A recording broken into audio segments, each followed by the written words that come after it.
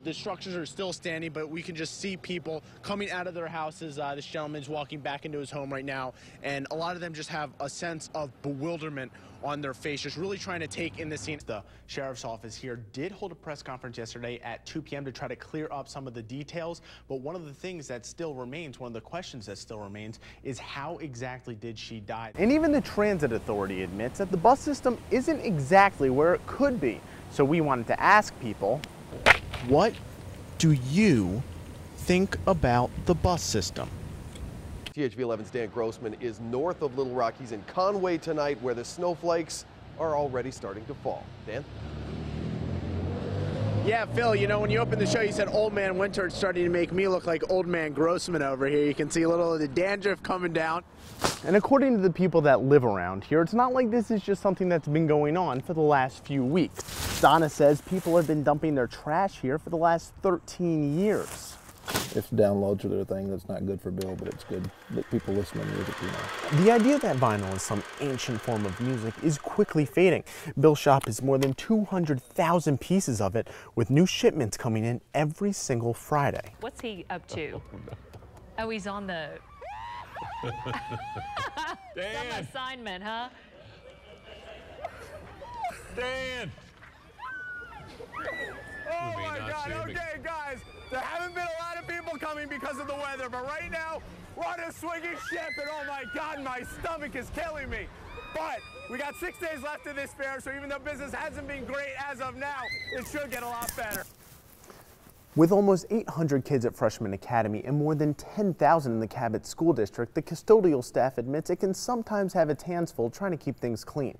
But with only 4 confirmed cases of the flu as of Monday, the extra cleaning has been paying off. And oddly enough, people here in Brinkley say they actually want more rain. One of the longest lasting after effects has been this stench from all this stagnant water. And the people around here say one more good shower should clear most of it away. And if you look at the ground, you can even see debris from where the water rose to yesterday, which is already a good 50 yards from where it's supposed to be. Craig and Dawn, we did learn a little bit more, but not as much as some people would like. We're still asking many of the same questions now as we were asking earlier this morning. Among them, what led Aaron Lewis to Beverly Carter in the first place? But at this time, we are not seeking any other suspects. It was about the only concrete statement the sheriff's office made Tuesday. This is the beginning of a long process, and it's going to be frustrating at times, because the wheels of justice do not move quickly. The sheriff's office and prosecutors keeping details scarce surrounding the disappearance and murder of 49-year-old Beverly Carter. And we also know that many of y'all are wanting answers that simply can't be given at this time. One of the main questions that linger is what led investigators to Aaron Lewis as a person of interest in the first place. On Sunday, investigators announced they were pursuing him, issuing a warrant for his arrest just after 4:30 in the afternoon. But they're still not divulging any details about evidence that led to that conclusion. There's some information on the victim's phone and some other data that we went through, and that's about all we can really say on all that at this particular time. They're also limiting information on Carter's death. Deputies confirmed an autopsy was conducted Tuesday, but would not detail when it finished or when they would get results. The investigation is continuing. We have a lot more work to do. A process they concede is frustrating but necessary. We're dedicated to getting it right, and we will pay the price, and we will take the time and make the steps to get it right. You have my promise on that. There's a lot of work to be done and there's a lot of time to talk. Are you doing it by size? This is a story about building. Muscles over there. And like any story or any building, just looking around, there's a lot of destruction, but it's nice to know that we're helping rebuild it. That requires a strong foundation. Honestly, it's a wonderful group of students who are here. Not just in nails and screws, but in dialogue. Before I came to NYU, I really had no contact with anyone of the Jewish faith.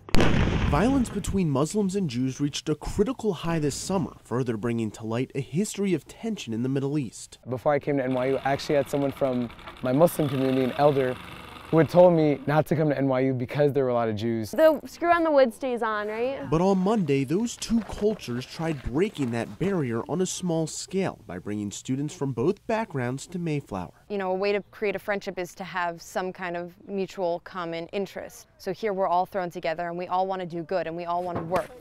More than 20 participated in engaging with one another and building homes that had been destroyed. You can hand it down to me. And in the process, I think just looking around, you see everybody's talking to each other. Build something much greater. We, as individuals, aren't as different as we sometimes make ourselves to be. So I think kind of going forward with that understanding, there's a lot more that you can accomplish in terms of seeing how their faith plays into their identity as a whole.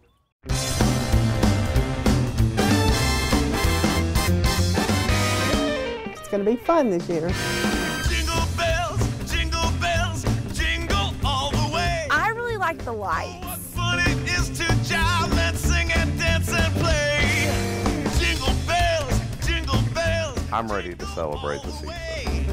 Oh, what fun it is to jive and Whoa. So I get it might be a little cold and there might have been a little bit of snow, but don't you think it's still a little early to be thinking about Christmas? Well, shop owners say no. I love presents, I love food, I love family. sing the night away. Mike May owns shops at Woodland and Hillcrest, and while family, food, and presents are all important, so is business, and Christmas season generates more than a third of his revenue. The earlier the better. Christmas sales are make or break for a small business. He says people start trickling in for Christmas trinkets only a few days after Halloween, forcing him to place Christmas shipments to keep up with the demand. People are ready to start thinking about the holiday.